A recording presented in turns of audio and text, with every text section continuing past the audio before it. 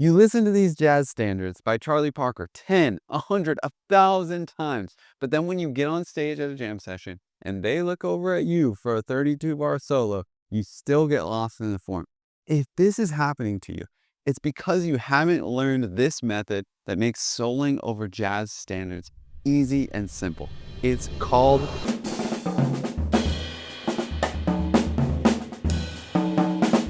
So bebop tunes like Ornithology can be really hard to solo over. They usually have very simple forms like 32 bars, but the melodies are so complex that it's hard to listen to the melody and think of the melody while you're playing a solo because your brain just gets overwhelmed with all this different information. So what you need in order to solo on these songs is a way to kind of zoom out and blur the melody to think bigger picture so that you don't have to think so hard when you're soloing and you can focus on the ideas that you're playing. So let me show you exactly how to do that. So this song is called Ornithology. It's by Charlie Parker. And when you look at it here, there's so many notes. It looks like Chinese. It looks overwhelming. And what we need to do is we need to find a way to simplify it. And that's by using something we call phrasing. So phrasing is like musical sentences. Instead of thinking about every single individual note, which is like an individual letter, or even the whole melody, which is like an individual word, we can think of the shape of the sentences, and that allows us to kind of clump things together so it's easier to remember the form of this tune. Let me show you what I mean. So if we take this tune, the first phrase here, it goes, right? Starts here, ends here, boom. And I can make that into a phrase. I highlighted it, right? And I can think, right? It's more general. It's blurred. Very similar kind of shape, right? So I'm going to highlight it in red again. And you can see it's kind of like a bar and then a little bit, right? This one goes one beat into the next bar. This one goes two beats into the next bar. But they're very similar shapes. Right?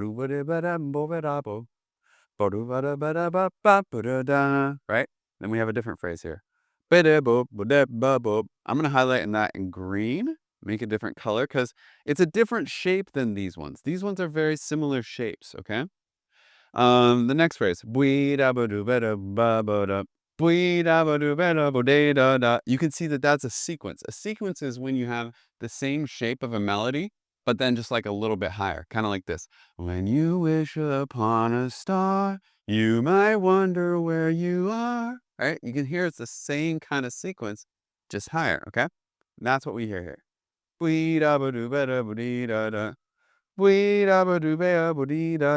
And they're both kind of 2-bar phrases with a little pickup. Okay? So this is telling us a lot about the melody. I'm going to show you how to solo with this in a second, okay? Let's make that another short, like green 1-bar phrase, okay? Now, what we got here is we have a cheeky little pickup, right? A pickup is like something that leads into the next bar. So I'm actually going to ignore that because this phrase is kind of more part of this phrasing, okay? So I'm going to ignore that one. And I'm actually going to think of the phrasing of the next 2 bars.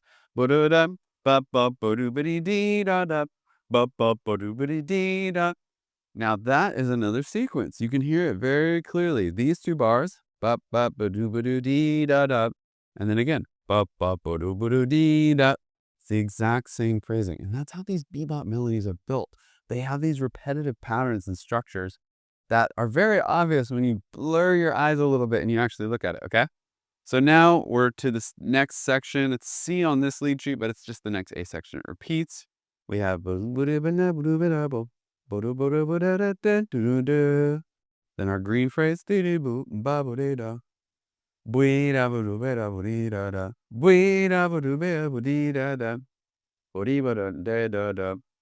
then this is a new phrase. And that's like a 2-bar phrase. It starts right on the downbeat. Okay, great. I made a beautiful art project here. So when you do this, where you map out the phrasing of this is something that we call melody mapping. It's where you take the whole melody and you reduce it down to its phrase lengths and kind of the shape of the melody so that it's easier to think through, okay? So instead of thinking, I could play this song and I could just play the melody straight up. It's going to sound a little simplistic,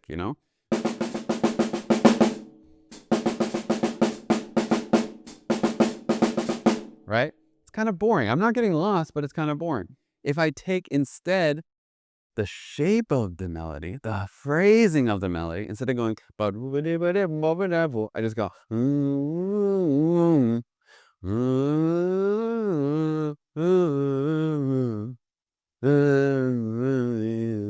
the gaps become the most important thing, right? The spaces in between the ideas and how long the idea is, right? So I can do that.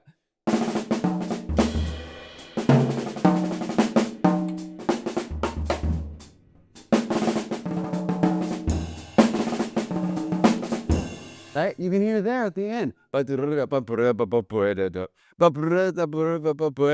used repetition. I used it because in the song, there's that sequence. The colors on here, it's when I use the two blues, right? Because I mapped it out and I know the shape of that melody, I can do that. Now, you can't just make this melody map. This is pretty and all, but if you can't actually apply it to your playing, it means nothing. So I'm going to give you an exercise in the next couple minutes that if you spend 30 minutes to an hour on it, you're never going to get lost in the form again. Before we do that, phrasing is just one thing that you need to become a complete jazz musician. You need to master this for multiple songs and be able to do it in multiple different ways. You also need vocabulary so that you can go out on stage, you can sound authentic when you play. And those are things that I work on with my students at the jazz school. We help you to learn all the things you need to know to become a complete jazz musician and start playing jazz with people, whether that's at a jam session, whether that's at your own gigs. We'll help you to get there. So if you want to be a part of the jazz school, there's a link in the description where you can reach out, you can book a call with me, and we can have a conversation to see if you might be the right fit and if I can help you. If you want to do that, click the link below. Or if you want to get some more information, I also have a free 7-day jazz drumming course where I send you an interesting lesson. Some of them are related to melody mapping to your email every single day. There should be a link for that in the description as well. Here's the exercise to play to stop getting lost in the form forever. I call it Rubato Melody Mapping. There's just 3 steps, okay? The first step is to just play the melody with gaps in between for the phrasing, right? So something like this. Right?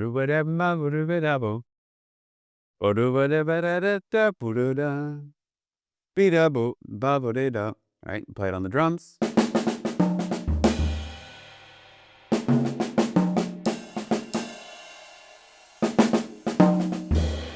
Okay? The reason you leave the gaps is so you have enough time to remember the next chunk of the melody, so you get the phrasing right, okay? Once you can do that through the whole song, then generalize the melody. So use the phrasing of the melody, but you can play your own ideas in it, right? So instead of you can play right? So generalize the same phrasing, still take gaps in between.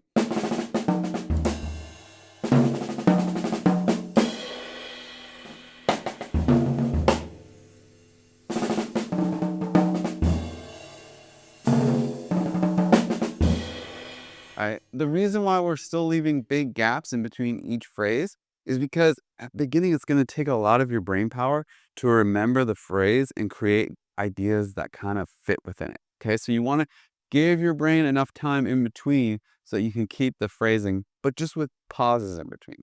And once you get used to it with the pauses, then you try to play the same thing. Generalize the melody, but let the pauses just be in time. So,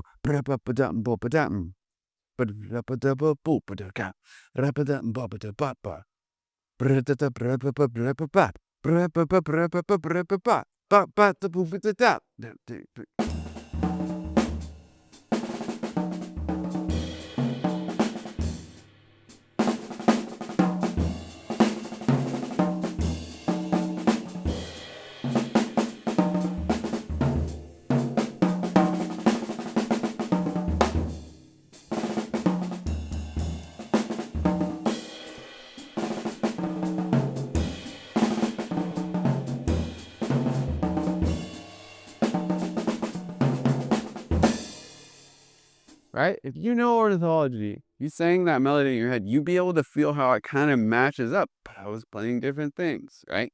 That's exactly the beauty of melody mapping, is that I get the phrasing of the melody so that I don't get lost in the form, but it's generalized so I can play my own creative ideas and it actually sounds musical. Don't be a person who just watches YouTube videos and then never does anything about it.